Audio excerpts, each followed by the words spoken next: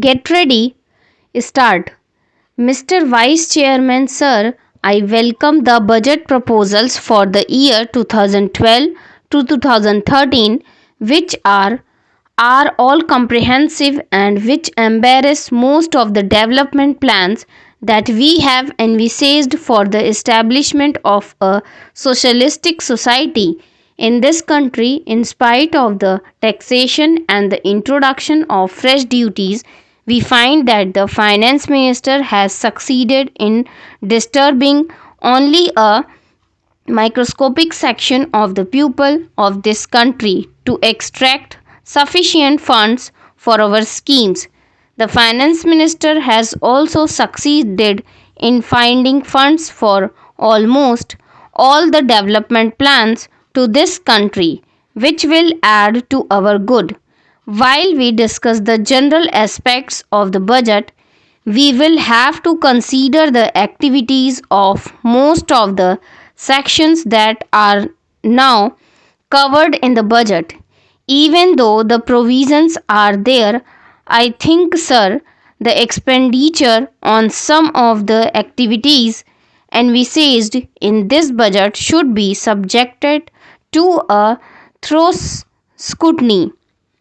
In this respect, sir, I wish to bring to the notice of this House the special feature of the educational system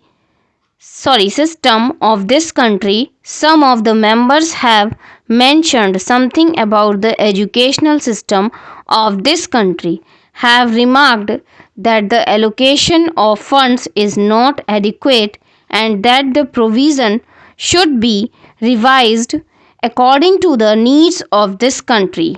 As the honorable member was speaking in Hindi, I did not thoroughly understand what he meant, but still, sir, the educational system has created a sort of confession in our country over the last 15 years, and every now and then we had been changing the schemes and plans for educating our children, and various states have adopted different schemes which have actually created a feeling of disintegration among the people of this country.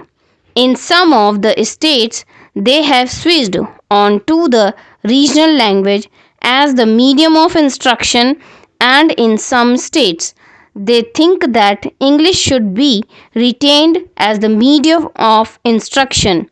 But the pupil believe that the medium of instruction should be Hindi, that is the national language of our country. But sir, the time is not yet ripe for us to switch on to Hindi.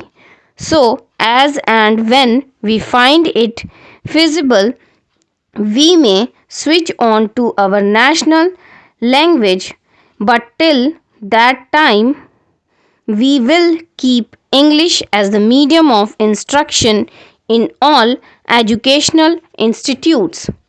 Sir, the other day the University Grants Commission submitted a report wherein they have mentioned that English should be the medium of instruction, at least in the colleges.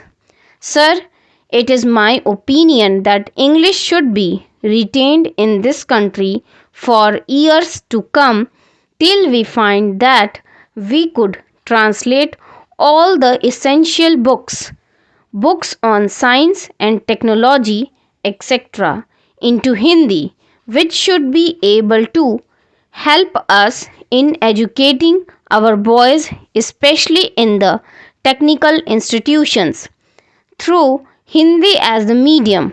Here, sir, some of the members have pointed out with regard to the instruction of different types of education in the same state or in various parts of this country.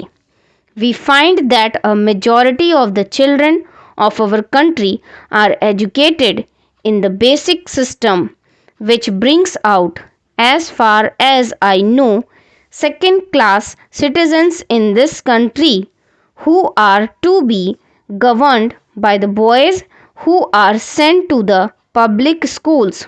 Most of the children of the haves are sent to the public schools and they are imparted expert training, and when they come out they are definitely superior to those boys who undergo this basic system of education.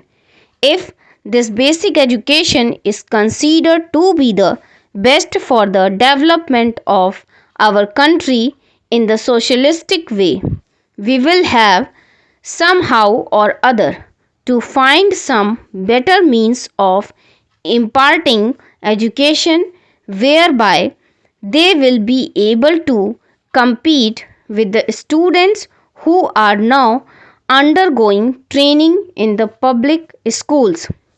Unless we do it, we will be creating, as I previously mentioned, a second class of citizens in this country. I hope the authorities who are concerned with the planning of education in this country will review their schemes according to the suggestions that I have put forth now. In the same way, sir, our country is mainly depending on our agriculture and industries for the development of our economy. But the agriculturists are an ignorant section of our people who do not find, in spite of the development in that sector of our economy of high production, a better income as the industrial section is having in this country. The industrial section is fast improving and their standard of living has gone high. At the same time, in spite of the better production in the agricultural section, the agrarian population has not come at par with the industrial section of the country. In the same way, industrial laborers are organized. Most of them are given so many benefits and advantages according to the legislation that is passed for the betterment of industrial laborers of this